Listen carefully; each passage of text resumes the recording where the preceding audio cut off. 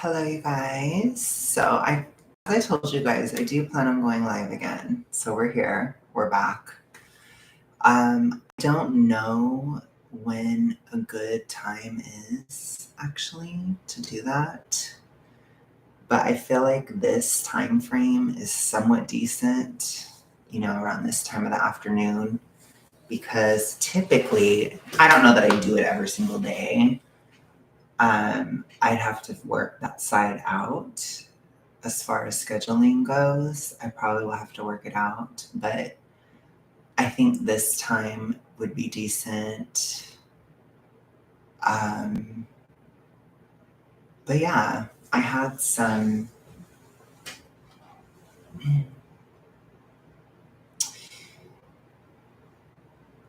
I was feeling a little scared again, so I was like, I need to do this again because I need to make sure that I stay active.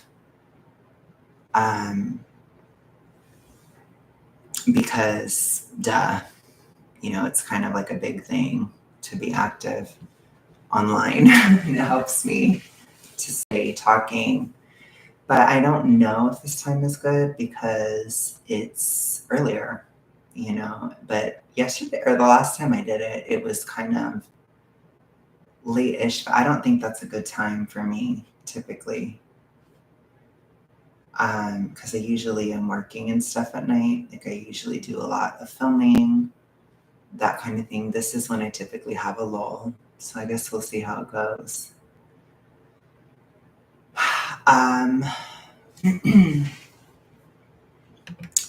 But I wanted to talk today about,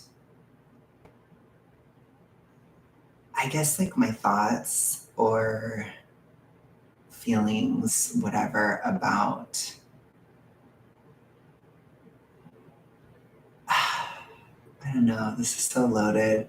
It's so funny when you go online sometimes because it's like these topics are so loaded and they're so like people hate it when you talk about things, but I don't know why I'm acting like I care. I don't, but I'll see if people come in and then maybe we'll talk about it. Anyways, what's poppin'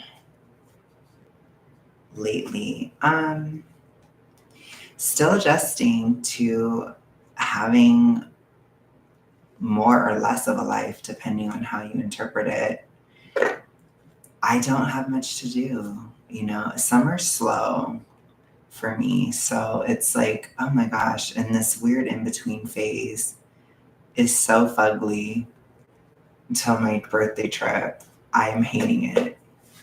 I'm absolutely hating it. So I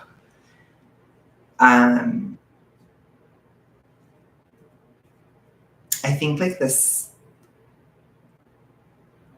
time it has me very reflective for a lot of reasons. I was reflecting a lot on like my super morbid obese phase in that stage quite a bit. And I had to work really hard, even in the face of like deep hurt and struggle, like both physically and mentally. And sometimes I think about it and I'm just like, how did I do it? I don't even really know how I did it. I guess I just did it because I had to.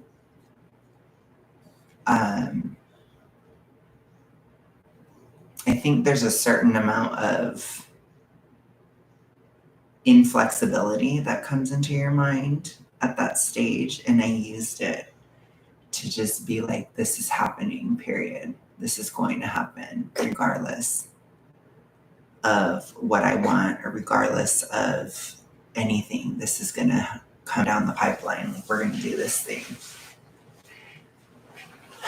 But as a part of that, I wanted to talk about, I guess I'll just get into it. I don't know if people are going to come in, but I wanted to talk about like narcissism and narcissists, that type of vibe, because I have a lot of experience with it. And feel like there's a lot to talk about when it comes to this. I don't have tons and tons and tons of experience with it, but I probably interacted quite a bit with three.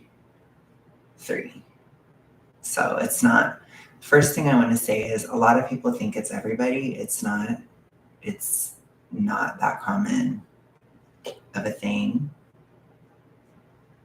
The other thing I want people to understand is it's not like somebody who cares about their appearance is not a narcissist. Somebody who cares about somebody who's competitive is not a narcissist.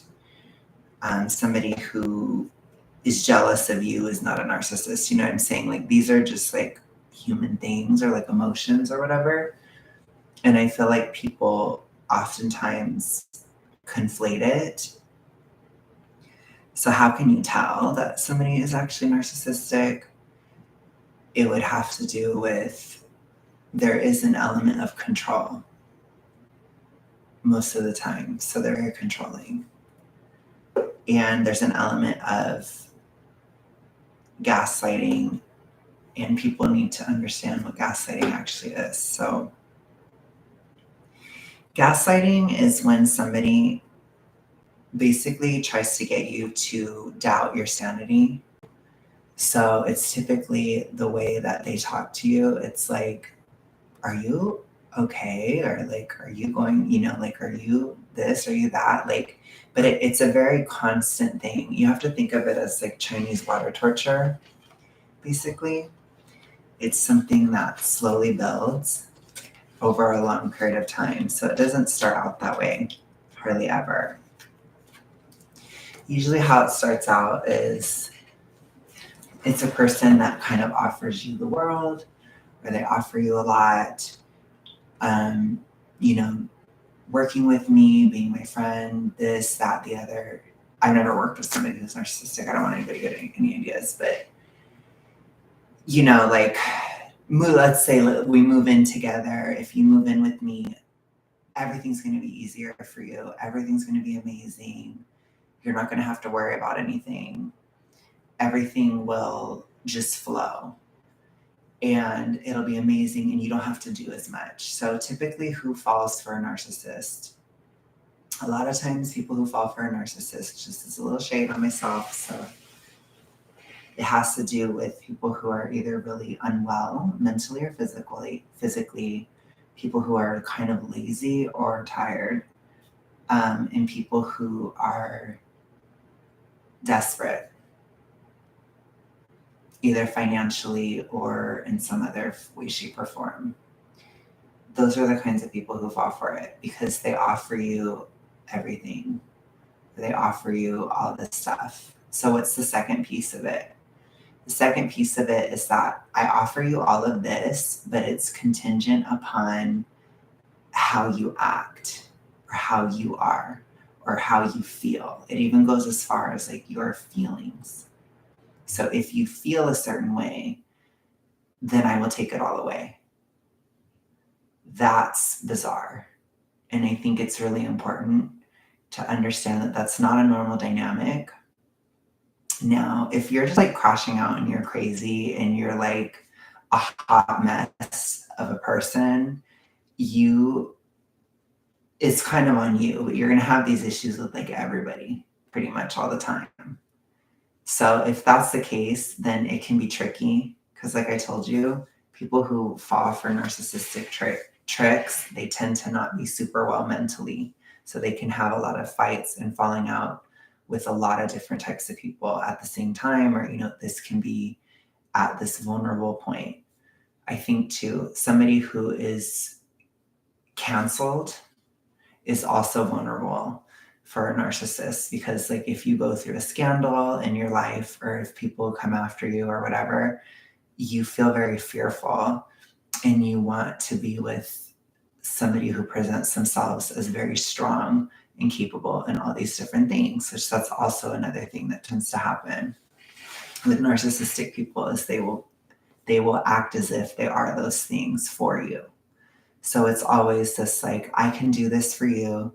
I can do that for you, but you have to essentially be perfect. So there's a very steep price. And the person that's the victim can usually perceive this, that if I don't act perfectly with this person, then they're going to take it all away. So if there's a constant feeling, you have to be careful because you can project past traumas and stuff onto somebody. But if you are in this position where you feel like you're stepping on thin ice constantly with somebody, or if they can do whatever and you can't, that's where you have to be like, oh my gosh, this might be narcissistic.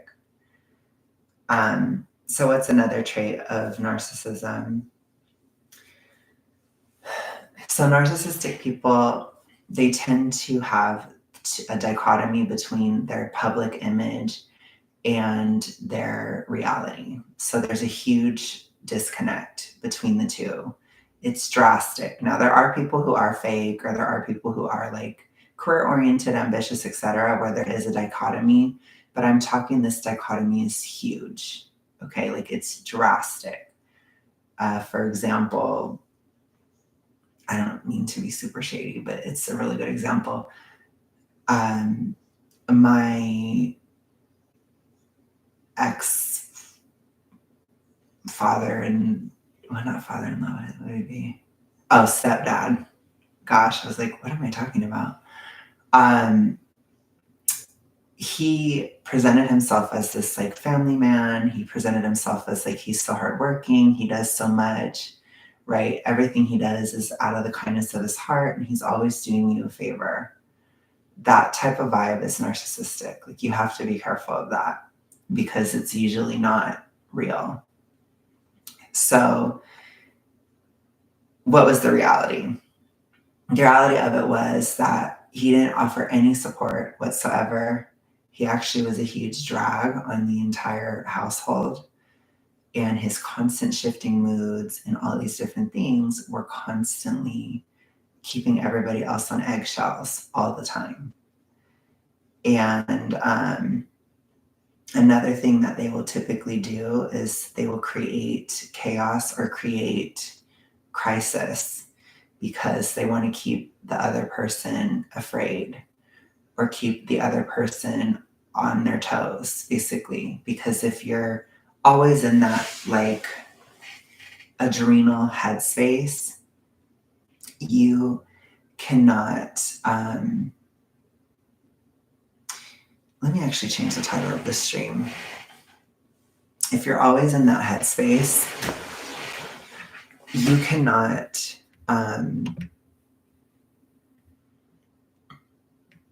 you can't think clearly, essentially. So if you can't think clearly, then you're not going to be able to suss out what they're saying.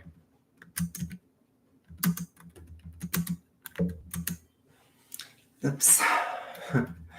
So, and that's the goal. So they don't want you to understand what they are, sorry about this. They don't want you to understand what they're saying, what they're doing, etc. So the whole goal is to keep you off kilter, essentially. They don't want you thinking clearly. There's nothing worse for a narcissist than a victim that's thinking clearly. Because if that happens, then they start to lose control, which is another thing that's very much about control. There's a lot of psychological issues that have to do with control, essentially. So basically, let's see, how else can you tell?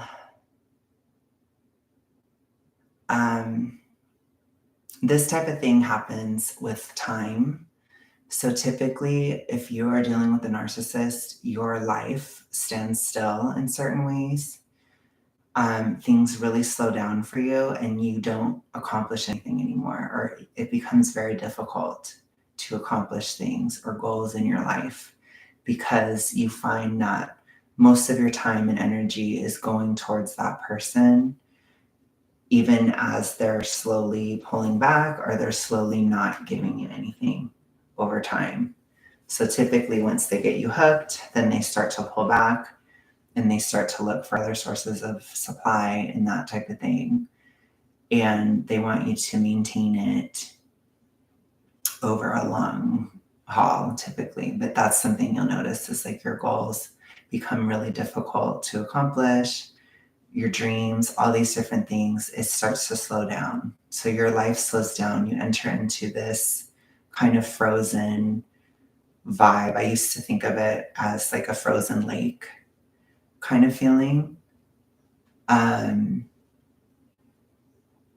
then let's see what else. How else can you tell? You can tell because if you ever ask a question or anything, then it turns into an exercise in shaming you about asking the question. So why are you asking this? Why would you even think like that? That's insane. Blah, blah, blah. It can get kind of nasty, but it can also be subtle, which I think the subtler ones, they're kind of worse because you can't tell necessarily that that's what's happening.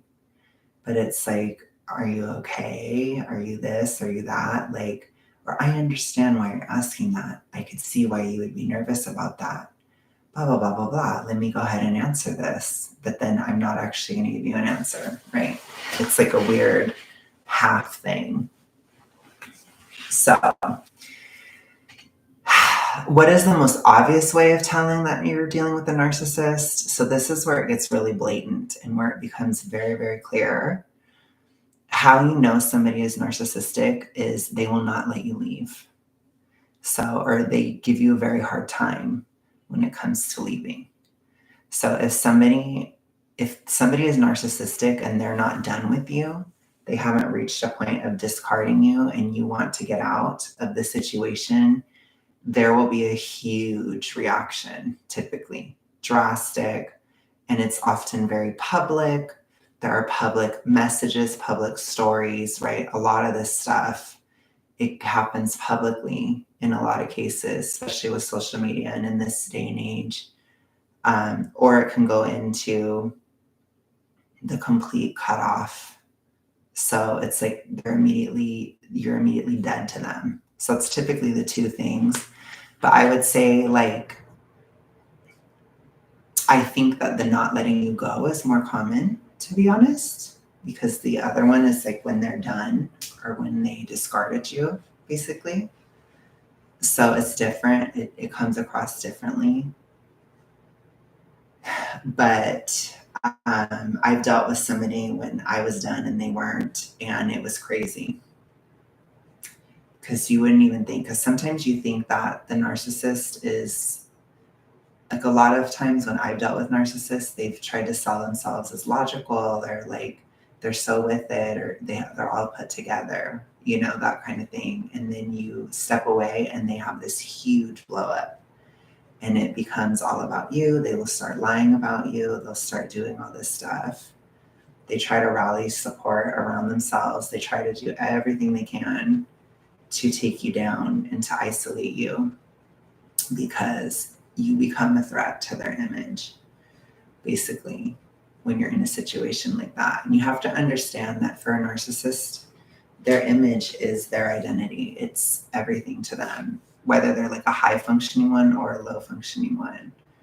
The image that they have is everything. So, okay. So now let's talk about what to do after.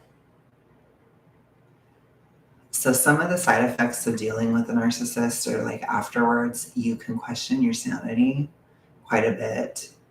You question, especially if they've been able to turn everybody against you, then you question everything that you said or did. You can experience a bit of an identity crisis, or you can have an issue with your own perception of reality. Like you can think, I don't know if I'm sane or not. I don't know if I'm I don't know if I'm actually seeing things as they really are. And that's a very common feeling. And you have to learn to trust yourself again, which is really hard after dealing with narcissistic abuse. So that's a very tricky thing, too. That can take a long time. When I dealt with my, sounds so bad to say, but when I dealt with my first narcissist, it took me probably about 2 years to trust myself again. But I kind of overcompensated and then it put me at risk again. And then I fell for another one after that because um, you have to be careful not to overcorrect. You can get to a point where you don't trust anybody's input at all. And that's what happened to me. So after those 2 years, I trusted myself, but then I didn't trust anyone else at all. And I still ended up in the situation again. So you have to be really careful. You have to have a balance. And it's hard. It can be hard, especially in recovery, because a lot of times when people heal, they want to vacillate between extremes. Like they want to go from like, I trust everybody to now I don't trust anyone. Or they want to go from like, I don't trust anybody to now I trust everybody. And that's not good. Either one isn't good. So I paid dearly for that, for not listening to anybody at all as well, because I got caught up in something else, like I said, pretty much right after. So I didn't really get a break, to be fair. Like I dealt with one narcissist around 2015 or a little bit 2013 to 2015, maybe even a little earlier, maybe even like 2010. But I don't know when narcissism begins because we were really young. So it's like, I don't know when that exactly begins, but I noticed it. I could feel that something was off around 2013. So I will say from 2013 to 2015, I was dealing with a narcissist. I took 2 years off, and by the end of 2017, I was dealing with another one. So, yeah. So, what can safeguard you from dealing with narcissists? Let's talk about that too. Being healthy physically and mentally is really important. It gives you resiliency and it gives you rationality and an ability to read people and situations much more clearly than you can otherwise. So that means working on basic skills, basic fortitude. So things like financial resources, trying to put yourself in a decent place financially or to actually have a leg to stand on is good. To, for example, if you have hypothyroidism, deal with that. The hypohaze is like, there's a huge connection between the hypohaze and narcissistic abuse, in my opinion, because it makes you can't view things as clearly. So a narcissist can perceive that and they can see that you're kind of dumb or that you're not totally with it. So they'll take advantage of you, basically. I would say supermorbid obesity puts you at risk too. Typically, when they see somebody in that state, they know that that person isn't well physically and mentally. So they will go after you. So I always try to talk about that. I've talked about that a lot in my activism on my main channel because it puts you at risk to be in that state. You enter into a lot of like hero victim complexes, and that is just so ripe for narcissistic control. If you feel like you have to be saved all the time, that puts you at risk of a narcissist. And I would say as well, perpetual victimhood also puts you at risk of a narcissist. Like there's a lot of things that they look for.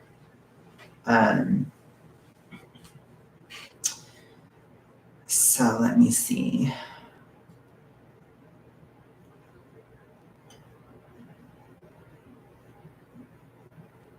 So I was thinking about it today and I was like, how did I get over it?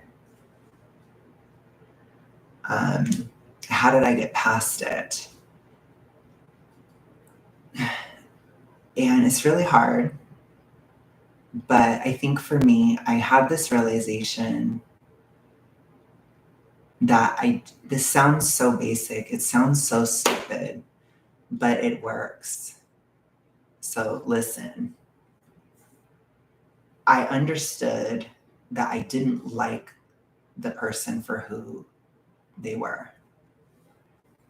I didn't like them, which I know that that sounds really basic and kind of stupid, but you get kind of out of touch with how you actually feel when you're in this type of dynamic. And you have to listen to that part of you. If there's a part of you that's like, I just don't like their personality, I don't like being around them, I don't like hearing them talk, I don't like anything about this, that helps. So for me, I was pretty entrenched in it. And I developed a very big sense of vacillation and ambivalence, which can be really tricky for them too, which I'm not saying to do that because it might get volatile, but it's just how I dealt with it, I guess, is I started feeling really ambivalent about the person. And I switched back and forth a lot. And it kept the narcissist on their toes too, because it kind of made them think that they still had control, but they weren't quite sure type of thing. And I think it grated on them. So you start to kind of like become deprioritized. Depends on how entrenched you are. Like, I don't know who I'm talking to, but I started to be deprioritized. And then eventually, in that sense, I just developed my own coldness towards them over the time. And eventually, I could sever the connection by asking for more. And then it was done. So saying like, I have these expectations of you. I need you to meet these expectations. Once you've already been deprioritized, then they are like, you're a liability, like fuck you, basically. And it worked. I got out. As far as dealing with it after, there's a couple different strategies. So one of them is to act like you're a huge loser after. That can help. It can be an act. In my case, I was kind of lucky because I kind of was one in both cases after. So that helped too. If they feel like they're above you, if they feel like they won, then they'll leave you alone. Typically, that's enough for them. So that can be a strategy for some who might be able to create that image. For me, I didn't have to create an image. Like I flopped really hard after, because for me, I think both times it took me till I was basically like just in a horrible position, basically, before I got out. So, as they do kind of wear you down too over time. So, that does come. So, if you're kind of hitting rock bottom, it might be like, hey, I might be able to get out of this, because I'm hitting rock bottom. I'm being sucked dry. So, you have to kind of use that to get out. So, that worked for me both times. The other way was like with my stepdad, that was a different dynamic. I never, ever, ever let him think he had control over me, ever. So I immediately had boundaries up with him. Immediately. I fought him. I made it difficult right from the start. And that helped a lot. But it was really tough because when you take a more like adversarial position,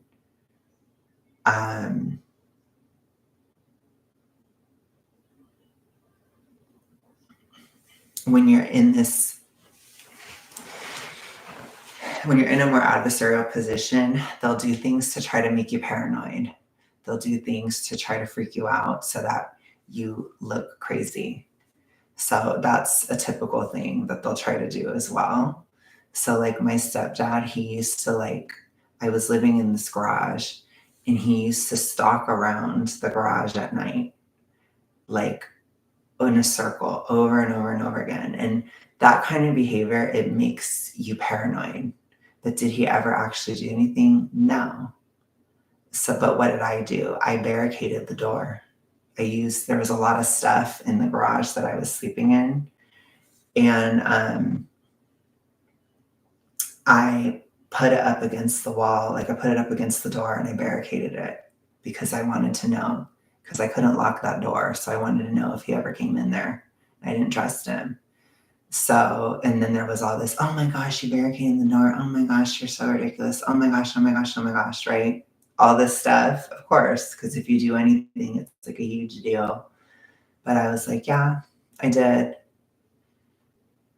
And for me, it's like I wanted to know that he was going in there, and he probably wouldn't if he was going to make a bunch of noise and stuff. Because if they get caught, they don't want to get caught. Because remember, it's the image aspect, and you have to think of it. It's like it's kind of pathological.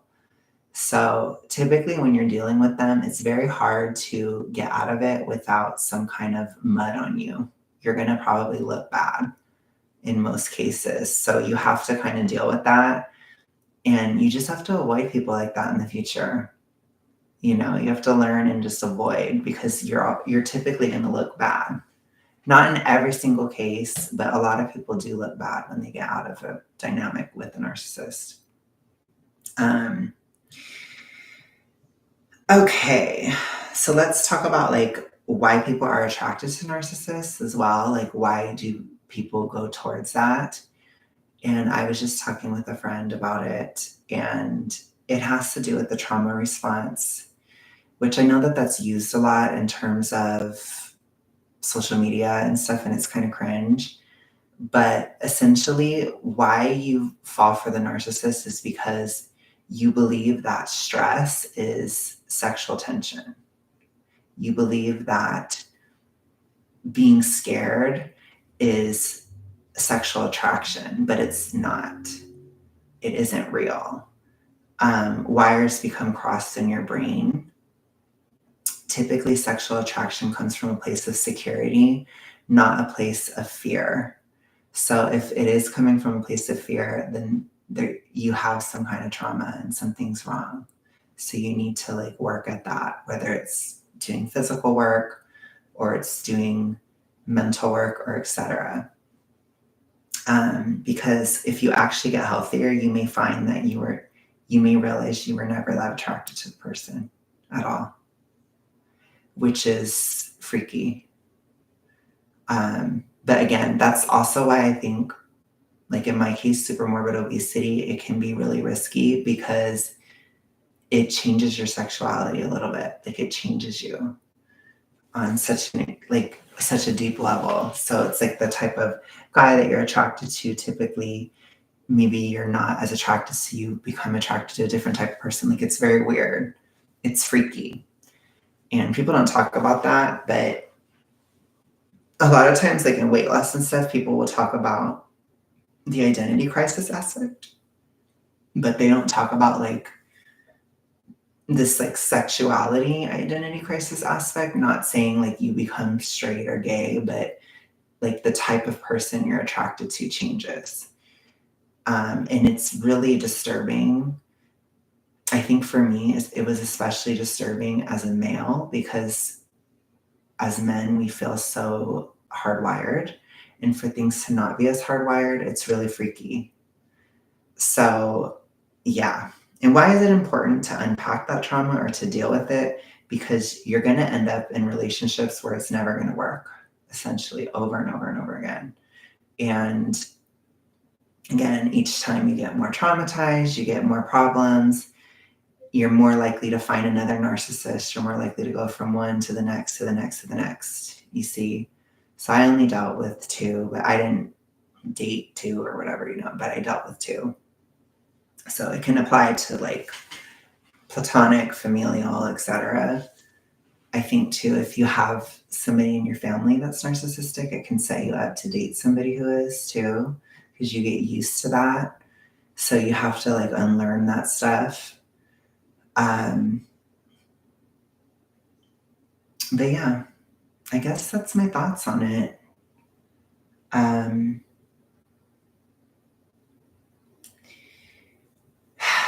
Another thing that puts you at a vulnerability with a narcissist is caring too much about your image.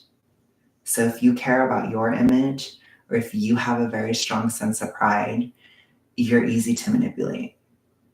And they will manipulate you because they will use those lines of like, you'll look crazy, you'll look like this. Or like in my case, I was terrified of being single and 30 because of how it looked, which is stupid looking back at it. But it is something that kept me in that dynamic. Yeah, I'm sure PBJ. It's tough. So yeah, you have to not take on those narcissistic traits, or you have to try not to internalize those mindsets, because they make us go into this very hyper competitive state. And I've experienced it, so I can usually tell the difference between somebody who's been made to be hyper competitive and somebody who is naturally hyper competitive.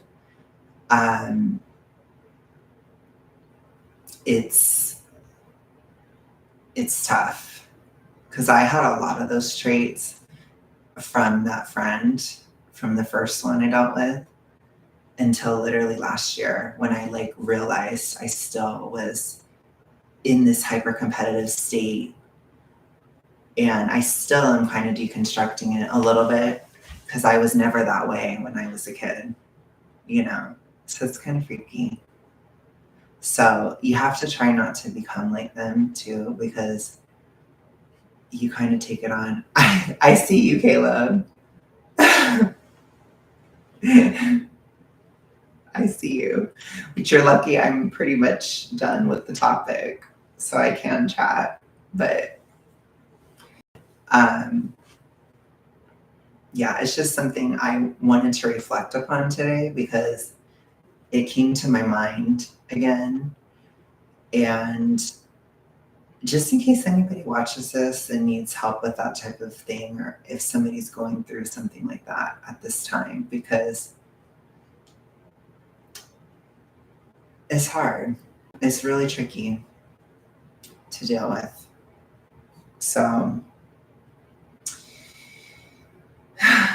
but I have experience with it. So, oh my God, your situationship. Okay. Are you done with that, Caleb, or are you still going? Or what are your thoughts on that? And what was your miracle?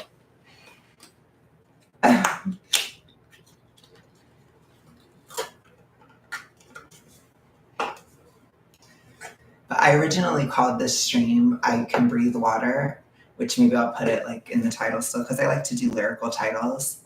But it's based on this song I used to listen to all the time.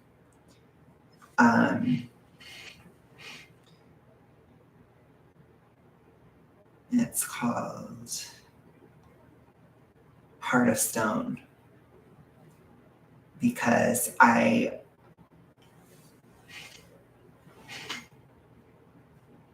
something reminded me of the past, and it was like, I remember how cold that person was. And I never want to be with somebody like that ever again. I never want to be with somebody cold like that. It's just, it's awful. Like, I much prefer a warm person. I'd rather deal with, I think at this point of my life, I'd rather deal with clingy than cold. Let's you that way. But again, I used to care about status and stuff a lot more. And I think when you care about status a lot, it puts you at risk. of a narcissist too, because they also sell you this like, we can have this life and we can have this dream and we can do this stuff and we'll be the best and we'll do this and we'll do that. Like they use that to manipulate you.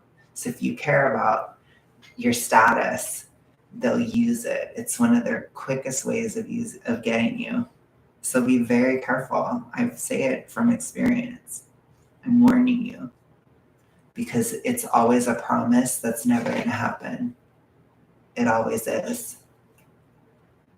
And it can really seem like it will happen, but it won't.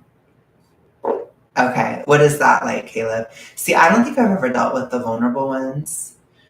I think it makes more sense though, because I'm more on the emotional side myself. So I feel like I get the very cold or like, I'm so smart, I'm so capable type of narcissists.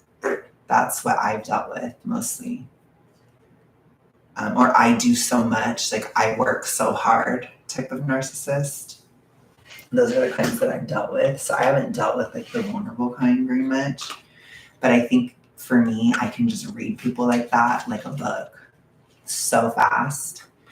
But I have like, I'm very emotional. So I can just see that it's like off. There's something off about it. And then I'm not like a super affirming type of person. So I typically don't deal with those people. Vulnerable is clingy and the worst. Oh my God.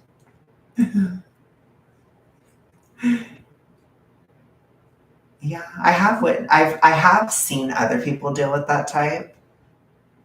No, I'm not saying super clingy, but I'm saying like I'd rather deal with somebody a little bit clingy than cold.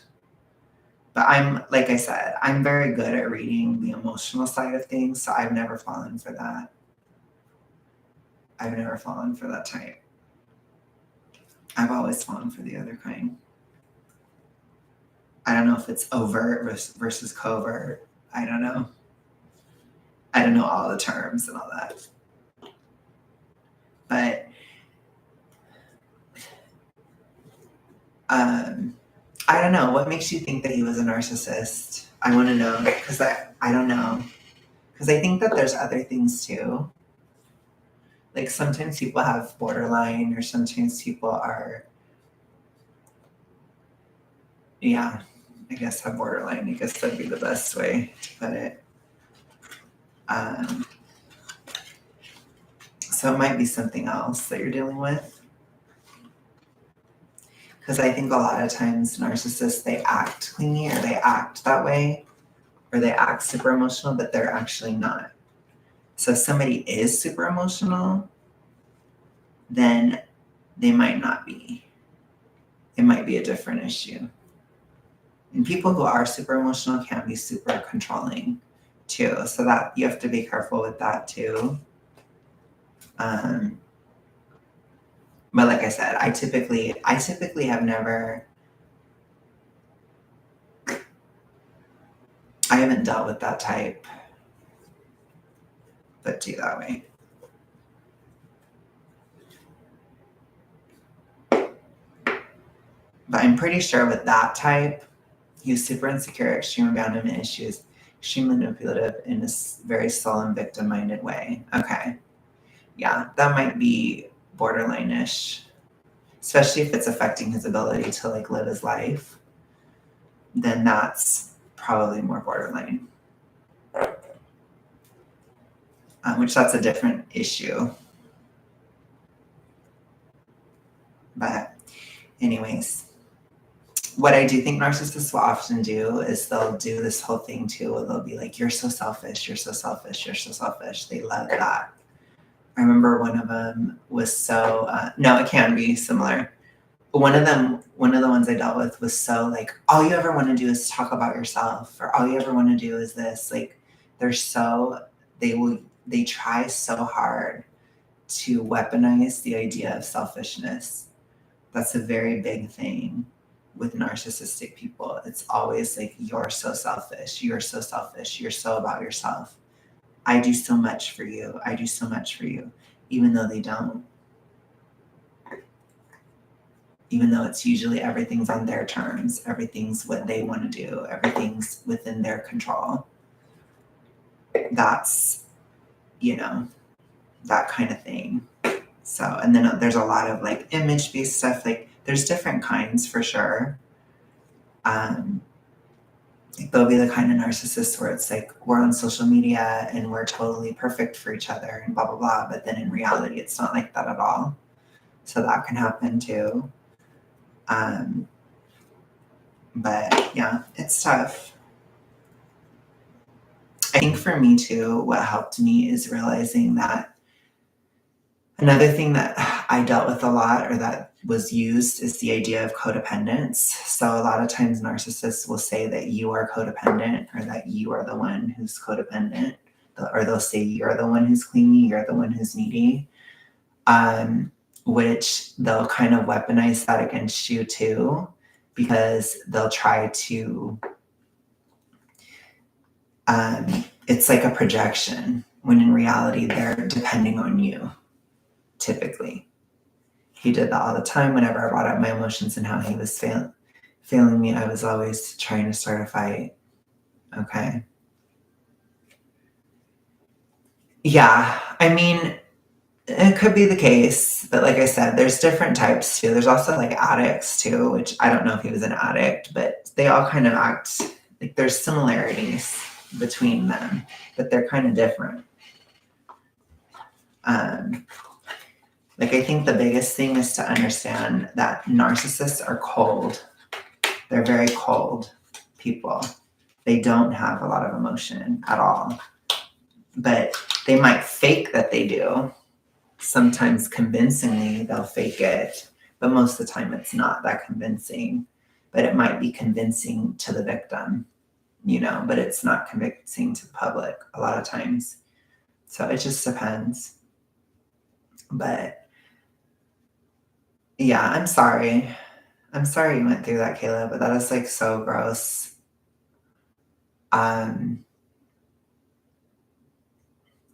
Well, it sounds like regardless, if he's like super controlling, super this, super that, I know you told me some things about him in private that I'm not going to talk about, which there's definitely something going on, like he was very paranoid, very, which again, some of that stuff can be kind of borderline-ish, but I don't know if it is totally borderline, but extreme paranoia, extreme this, extreme that, like, and jealousy and stuff. Like you have to, like, narcissism is like, they're cold. Like I said, they don't have feelings. I used to describe the person I fell out with as a soulless husk. Which back then I was really extra and dramatic because I was young. And so I was like trying to expose the person, which it's never good to do that because people don't believe you, typically. So I wouldn't do that anymore.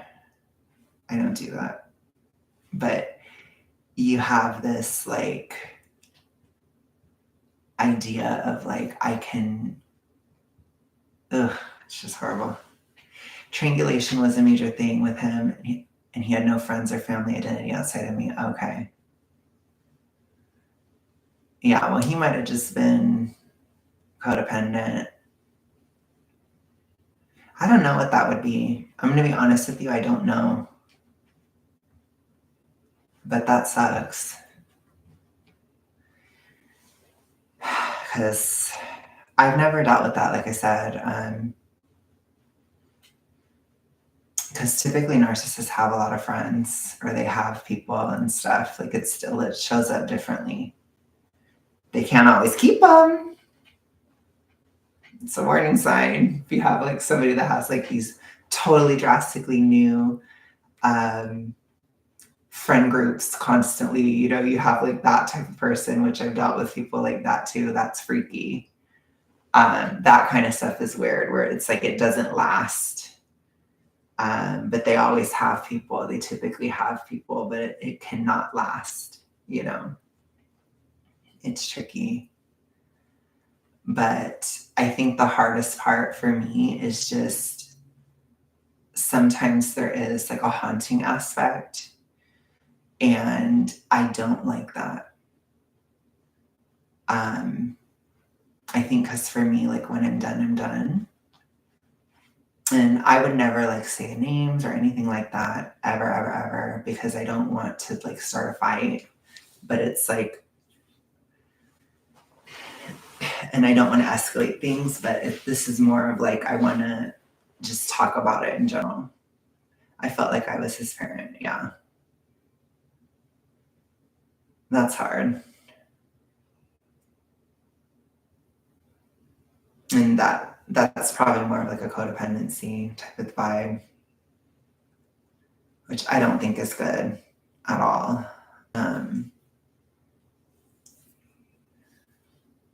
Which I had some aspects of that, but I also didn't, because I did everything on my own still.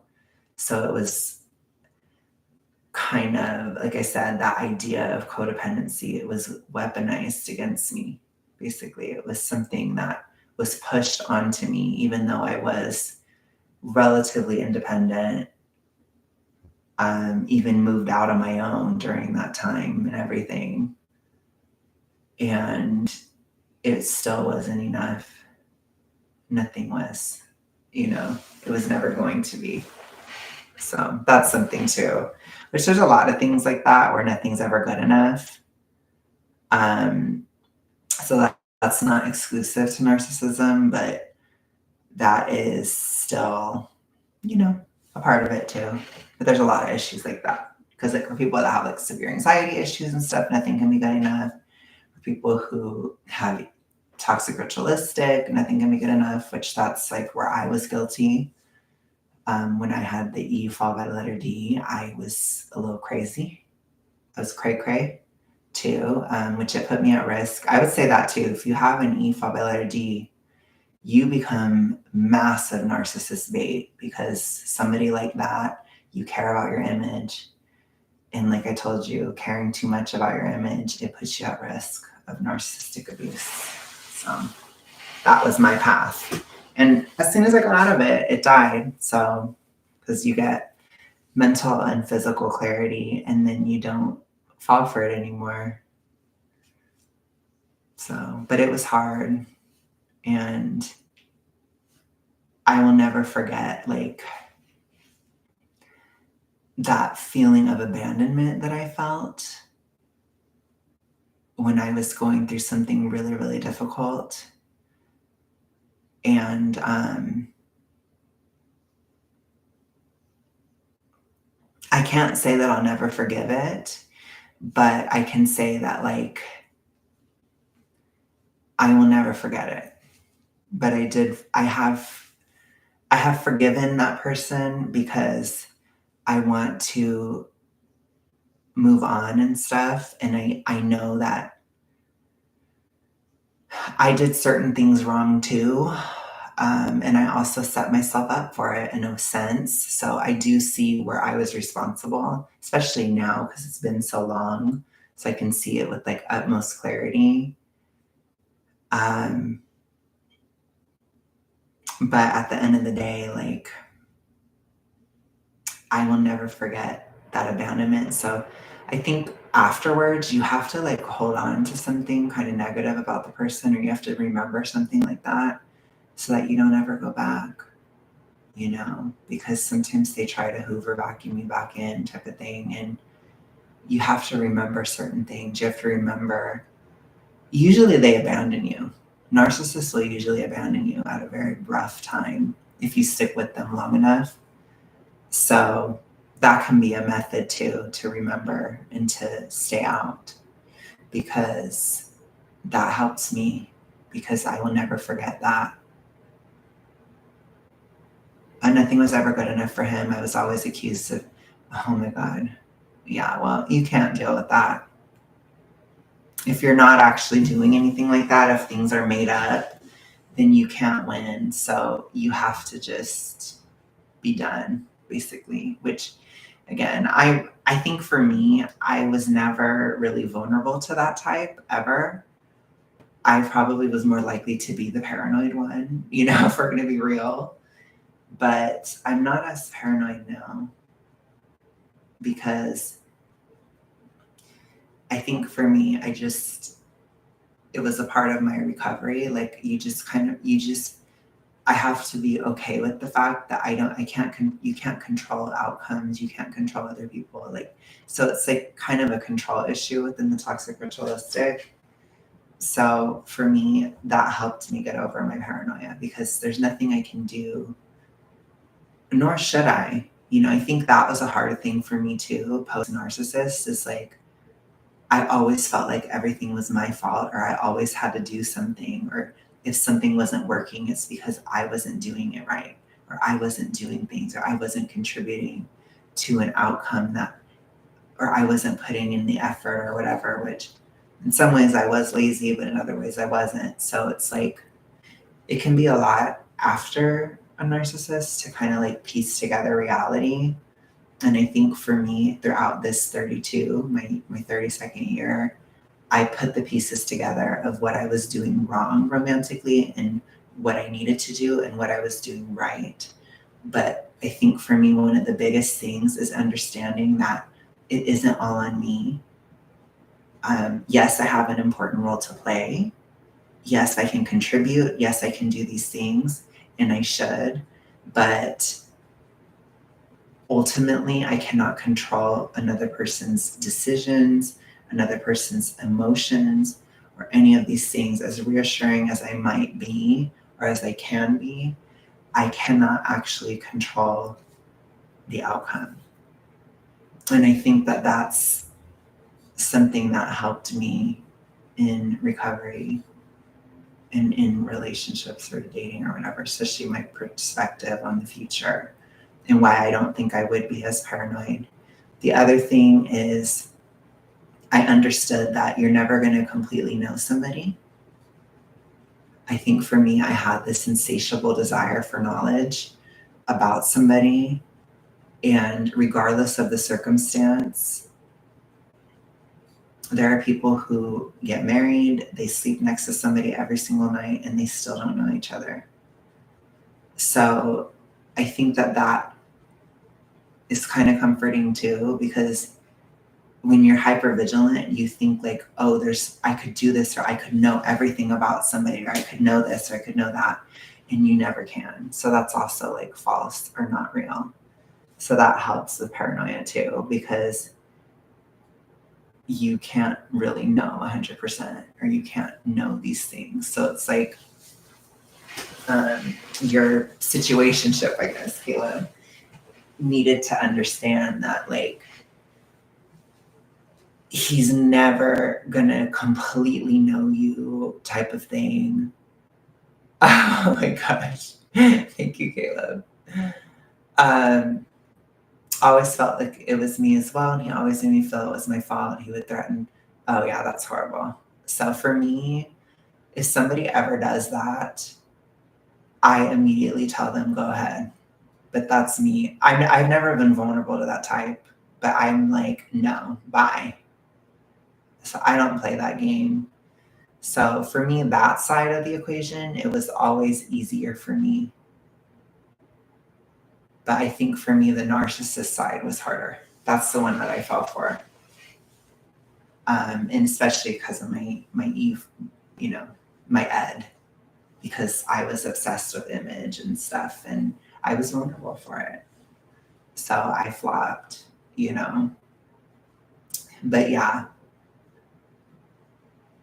for me, honestly, my opinion, if anybody ever threatens that, immediately break up with them. Don't ever talk to them again. So that should be like I'm never talking to this person ever again in my entire life. That is so egregious. It is so completely egregious. Like I would never talk to that person again. So that is like beyond red flag. That is like, I don't even know. The flag is on fire and it's like burning your face. So you have to I'm literally going to tell you, Caleb, don't ever talk to him again. Ever. Because that kind of shit, it is so bad and it never goes well. It will never get better. It's kind of like when something like that happens, it's broken forever because it's too serious. And, there's certain things that I just never would ever put up with in a relationship because I'm not totally dumb. I was just like halfway dumb, I guess. Like I said, I was vulnerable to the narcissist type, but I was like I'm a very skeptical person in general, and I'm a very I don't just trust people off the bat, so I don't do that. So that kind of thing, it never worked on me. And like I said, if somebody told me that, I'd literally say, go ahead, because we're never talking again. That's basically what I would say. So, which a lot of people are like, oh my God, that's horrible. But it's like, that's just too obvious for me, So I think I fell for the narcissist type because they would never say something that obvious. It's always like subtle, or it's always like buried beneath layers of lies and shit like that. Like it's never that obvious. So it's harder in my opinion. To me, it's harder. And I think it's because they typically use logical inconsistencies and stuff, which I'm not as keen to pick up those logical inconsistencies. So yeah, if somebody does those threats, Caleb, don't ever talk to them again. Just literally never. Like cut off, block, don't ever speak to them again. It's over. We're never getting back together. Done. No, I'm never dealing with this. Goodbye, etc. Especially if it's like very, very early on, because it's never going to be a thing. I can promise you that. Because it is so egregious. It is horrible to do that. Gosh, my knitting is all messed up. I haven't done this in forever. He used emotional manipulation. Other than that, that was even worse. And you feel guilty for that person's emotions. Yeah. I'm not vulnerable to that type at all. So that's just something I never fell for. So I don't know if I have the most perspective on it, but I knew that from a very young age, that if somebody ever threatened to off themselves, that I would never ever talk to them again. So that kind of thing, it was a never. I'm never gonna fucking deal with, I'm never gonna talk to this person again. And I think that people knew that, so it never happened to me. I've never dealt with that before. But that's more of it sounds like sounds like you were probably more the logical one and he was the super emotional one, which is a different struggle because I'm the emotional one. So I was typically dealing with logical types, which is different. So it's logic that is dislogical, basically. Logic that is inconsistent. I couldn't pick up on it. I'm embarrassed to admit I thought his controlling behavior was love.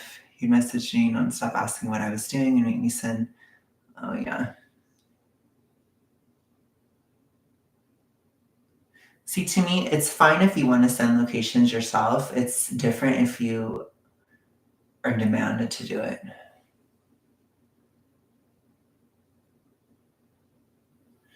Yeah. Yeah, it's just a totally different struggle, which for me, those types of things are really, really easy for me to read because I'm very emotional. So it doesn't work on me because I'm always that doesn't make sense emotionally. It doesn't make emotional sense. I don't know how to describe it, but I just don't fall for that stuff. So that was never my issue. Because even when I was in high school, somebody tried to use the threat of, whatting, like offing yourself. And I was like, no, like you're a liar, basically. I never fell for that. So I don't know. That just never worked on me.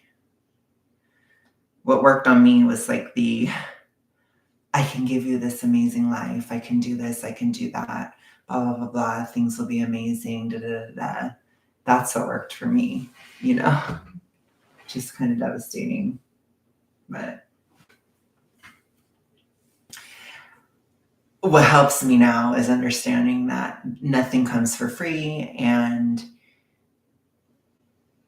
we all got to work hard if we want the things we want in life and things like that, so that helped me, is to like understand that type of thing, like, because I think a lot of narcissists will use that kind of like get rich quick scheme, that kind of vibe, or they try to get you with that. It's typical. But reality is you have to work for what you want.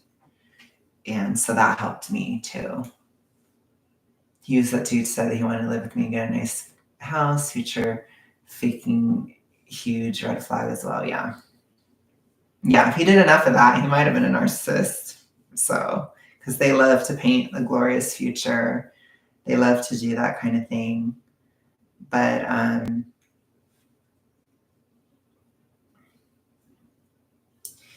yeah, it's tough. It's really tough. I just figured out where I was on this pattern because I'm a queen. I'm a queen. Well, I'm so sorry that happened. I know that he did like a lot of gifts and stuff in the beginning. But maybe he's, like you said, he's more of the emotional kind. I never dealt with that because my dynamic, or like what I dealt with, wasn't like that. It was more like, I don't know, I feel like they started out kind of negging me, like it was more in that vibe where it's like a negging thing where it's like, oh, I have to like earn their approval type of thing. And that worked on me in the past. It wouldn't work anymore, but it worked on me in the past. So, and then I would think, oh, well, they're not just showering me with gifts. Like, so they're not a narcissist, because I didn't think about it that logically. It's like, honey, stupid. I think I literally have a story kind of about it. Let me see if I can find it. I haven't read that in forever. You guys you're making me think of my books. Oh my gosh. Not my freaking crash out story. It was a fucking psycho. Totally psychotically in my E followed by the letter D. Let me see. I think I have it. Oh my God. Sometimes I think about writing again, but it's like I fucking hated it. I really hated it. I wish I didn't hate it so much because I wasn't bad at it. I just hated it. This one. Oh my God.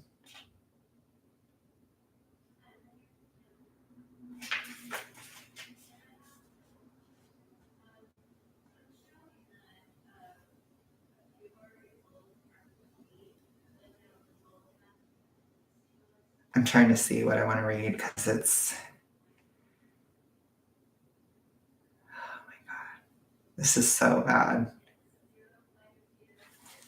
Let's see if I can read some of it. I remember when I was younger, I always used to get myself lost in a fantasy. When none of those dreams came true, I lost the ability to do that, but he brought it back. He would tantalize me with these intense visions of all the things we could do in life and all the places and people we could see. As we got closer and closer, my real life got worse and worse in comparison. It's a red flag. For the first time in my life, people were noticing me. I was working at the airport. They were constantly poking and prodding at me and attacking every little thing I did on the job. All of my friends were fighting everything I was saying all the time.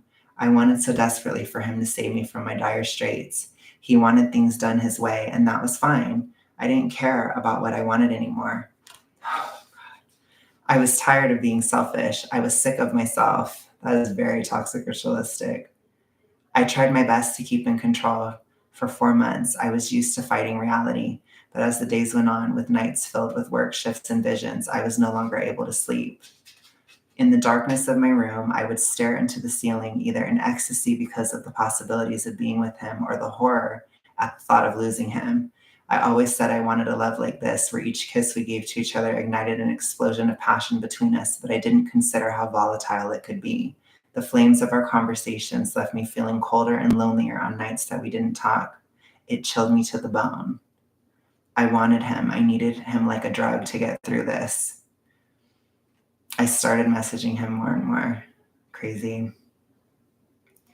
That's what I'm talking about with the that future thing. That's a big one, which I fell for that because I'm a stupid, intuitive person.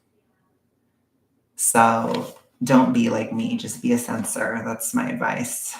Just kidding. You can't change that, I don't think. Don't be intuitive because you're dumb. Don't be an intuitive feeler like me and be an idiot. Don't be INFJ like me. Don't be a stupid INFJ dumbass like me. Oh my God, I'm so dumb. Sorry, not me reading this and being like, oh my God, I'm so dumb. Oh God.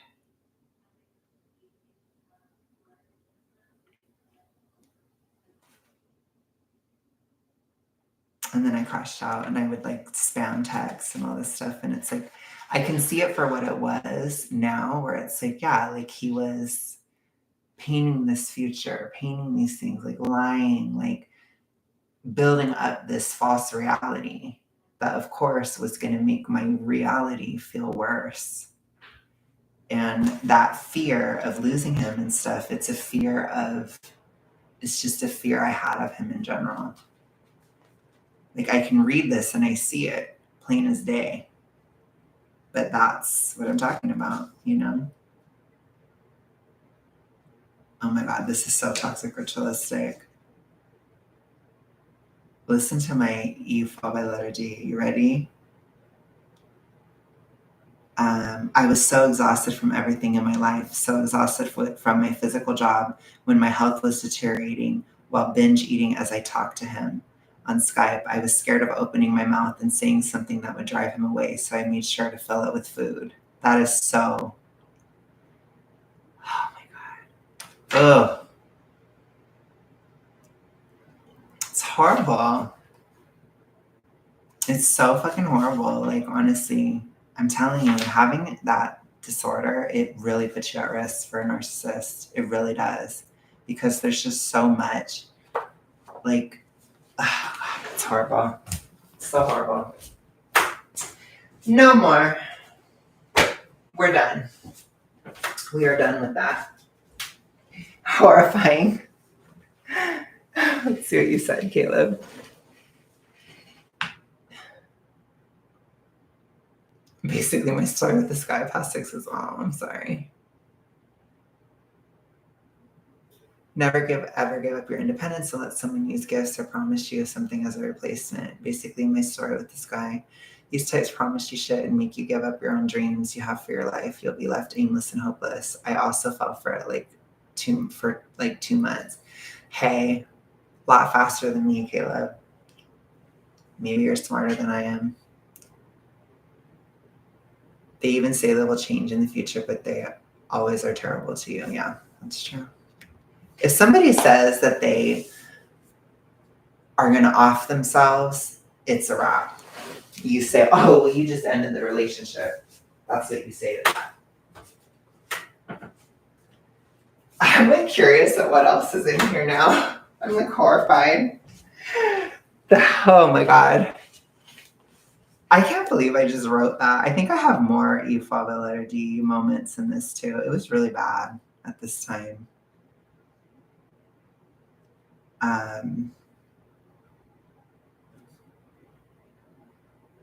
Like I remember I had this story in here about being a mermaid.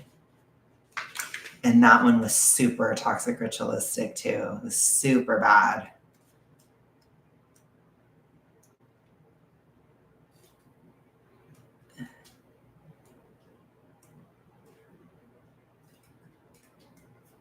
Super bad. Yeah, this one. Let me see. Which the crazy thing is, like, I think I knew, like, I definitely knew I had the problem, but I think I really thought I was recovered. Isn't that horrifying? That is so scary to think that I really thought I was done. Um,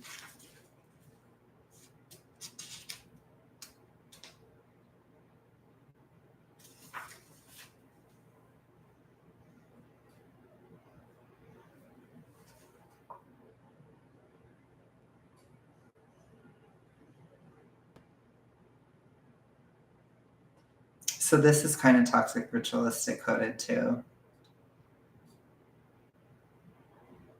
Let's see.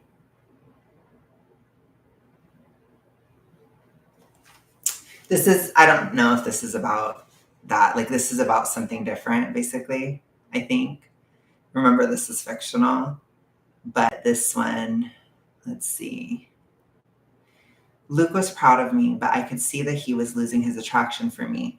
As my frown became a scowl, so this is a mermaid, right? Like, perspective of a mermaid. As my frown became a scowl, I saw that he wasn't touching me anymore. As I opened my own taco truck, he patted me on the back and said he needed to get back to his real job that was paying the bills. A few months into it, I was making just as much money as he was. I thought he would be happy, but he wasn't. Oh, I guess it is a little narky. He continued to pull away from me, and I let him. I started taking a knife to my scales at night. I scraped it against the grain.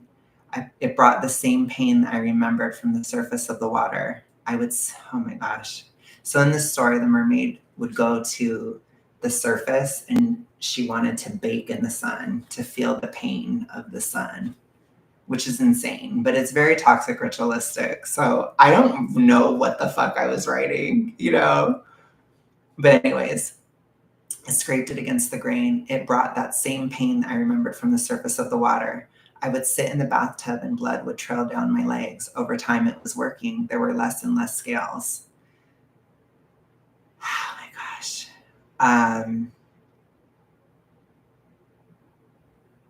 Let me see.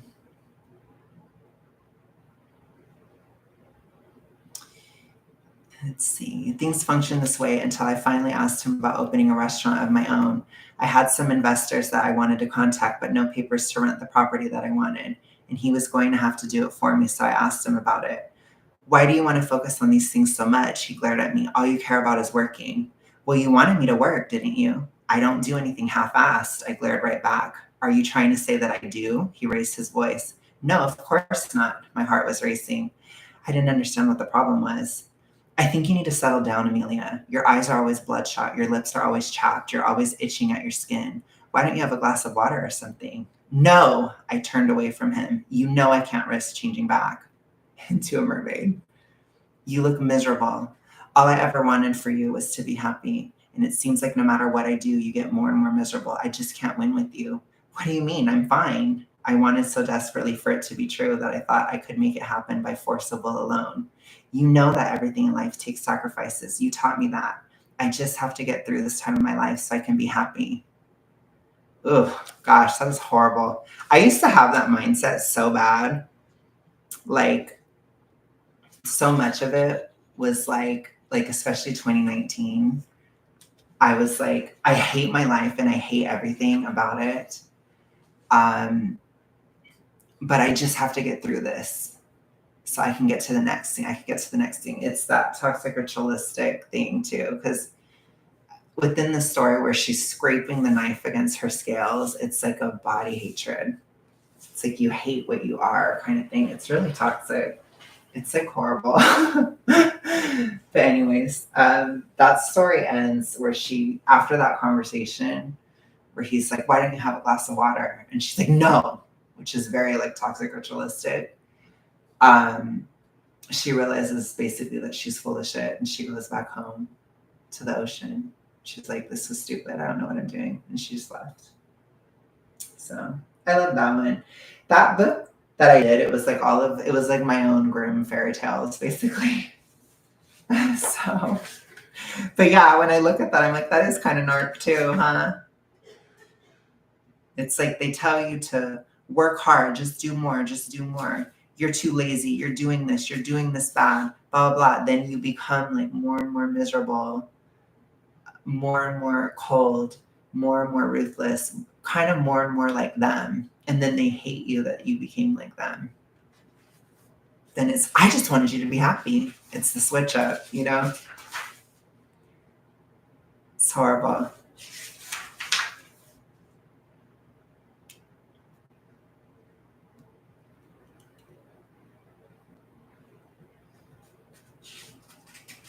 Gosh. I don't even know what the fuck. Like, what the fuck was I doing in my life? Oh my God.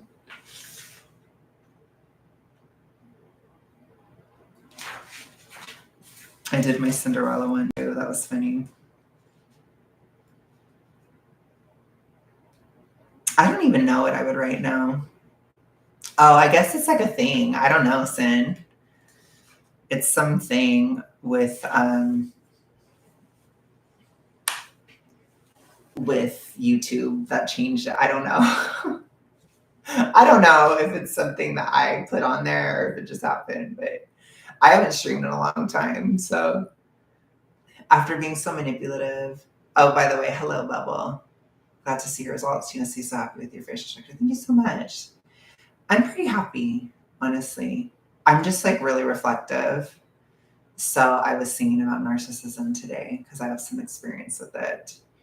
And then now I'm like reflecting on my writing and all this crap. And I'm like, oh my God, I have no idea what I would write today. Like, what the fuck would I happen? Like, what would I write being so out of the ED, you know? God only knows.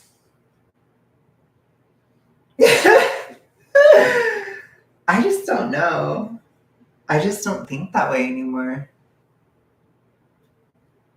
Oh, okay. We all belong to the royal family now. After being so manipulated and saying the worst things, mine always asked, why can't you be happy? Why can't you just let this go? There you go. Look at me writing that. Gosh. I really wrote it, didn't I? I literally wrote like how the toxic ritualistic can interact in a narcissistic situation. Isn't that crazy? But yeah, that switch up too really bothers me. The whole like, you're so lazy, you need to work hard, you need to do this, you need to do that. Then you do it. Oh my gosh, I don't even like who you are anymore. You're so cold now. You're so this now. Oh my God. Why can't you just be happy?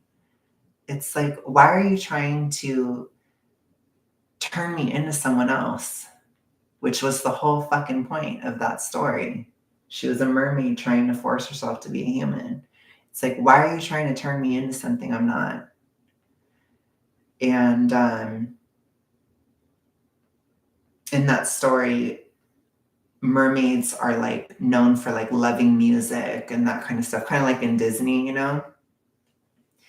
And they don't really work or anything. They don't do anything. They just kind of like enjoy life. And she let that go to go to LA.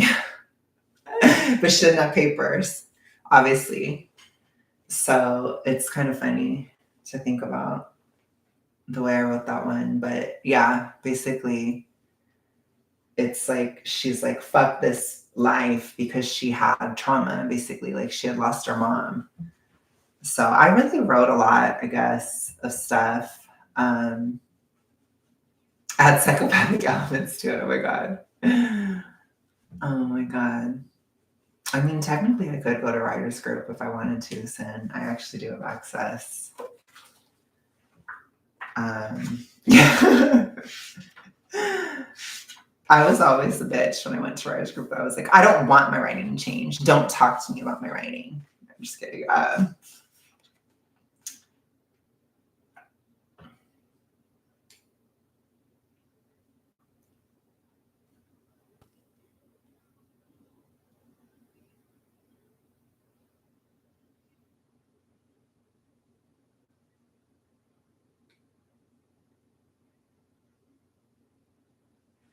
I think it's crazy that I wrote about like the craving of pain. I didn't even think about that.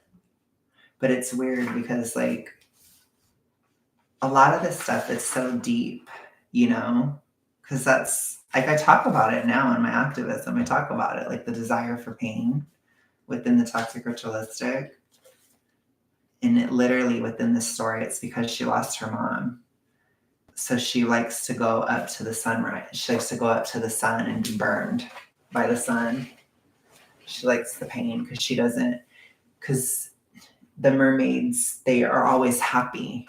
And they're always like the mer people are happy and celebrating all the time. And she doesn't relate to them because she was traumatized. So she's like, I'm different than them. Blah, blah, blah. I want to be something else, you know? I want something more, just like in the Disney version, right? It's like, yeah, I want to fucking scrape off my scales and shit. Oh my God. Well, at least I can say, like, at this point, I feel like I definitely deprogrammed the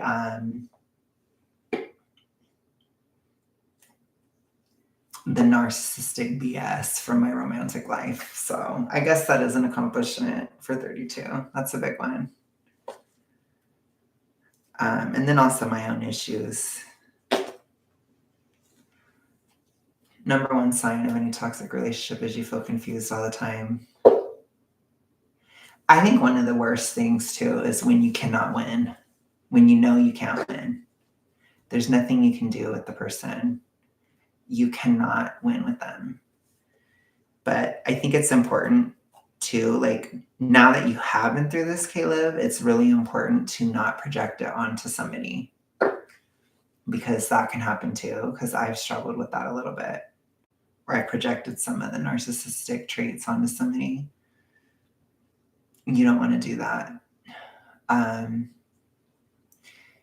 Because like for me, I was just so used to that stuff that it was hard to see outside of it. And now I'm like, I can see outside of it. So I love this thing. This thing is so like, I don't know, it's fun. Oh goodness, guys. I wonder if I should get going. I don't know. It's been nice to stream again though, honestly. I've missed this. So I guess it is kind of an okay time, because I was thinking like before 4, basically. Kind of vibes. So maybe, I mean, I don't know if I'll do it every single day. Like, I don't know what like a feasible schedule is, but I think this time would be somewhat feasible. I might be bringing back the podcast with Eric tomorrow. Which we're doing a little bit of a rebrand, but I think it's going to come back. But we'll have to like introduce ourselves and be all cheesy and gay. So another struggle is to not use narc traits too, especially manipulation. Yeah, that's true. That's a good point. That's a good point, Sin. I didn't think about that. But that is a great point. Yeah, you don't want to become like them, because going through it, it kind of rubs off on you in a sense. So I think when people think that everybody is a narcissist, I think it's that a lot of people have been affected by one and in some ways infected by one. So it's like they have certain traits because they learned it from one. Because I was never a super competitive person until I dealt with my first bout of, narc abuse, basically. But like I told you, I've only dealt with 3 in my life. So they're not that common. They really aren't, They're not that common. Oh my goodness. Craziness. Okay, well, I think I'm going to go ahead and get going. I think I said what I needed to say today, and I need to try to work a little bit today. But thank you guys so much. And then I have to film for my other channel because I'm a queen. And I work. No, I'm just kidding. I'm working late because I'm a singer. No, I'm just kidding. No, but I am like really becoming a YouTuber. So I'm like, I'm going to do this channel too. So, yes, that was fun. Thank you so much, Caleb. And thank you, Sin, for coming at the end. I'm thinking like around 2-ish certain days. So I'll have to see. But I think, thank you so much, Bot. I think we might do the pod tomorrow. So we might be back around 2-ish tomorrow. So look out for that. But I will talk to you guys hopefully tomorrow in here. So bye.